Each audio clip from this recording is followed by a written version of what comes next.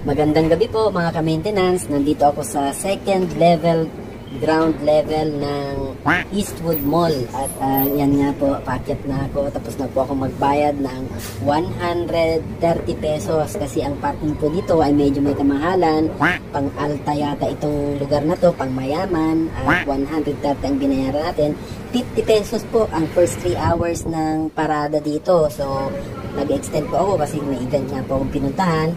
At 10 pesos kada oras po. So 130 lahat-lahat ang aking binayaran. Ito na nga po, at medyo naglalakad na ako. Medyo mainit po nga dito sa may first ground level. So napakainit po dito. Dito po yata nilagay yung mga condenser ng mga aircon. Kung napansin niyo po yung nasa kaliwa kanina, condenser ng aircon po yun. Ayan po, medyo malapit na po tayo sa parking. Isang ligo na lang po at nandiyan na yung motor. Medyo mainit po. At naglakad pa ako, medyo pagod na ako sa pagtatrabaho. Ayan lamang po, at ayan na yung aking motor, may dilaw. Ay, kulay dilaw po. Okay, maraming salamat. Bye-bye!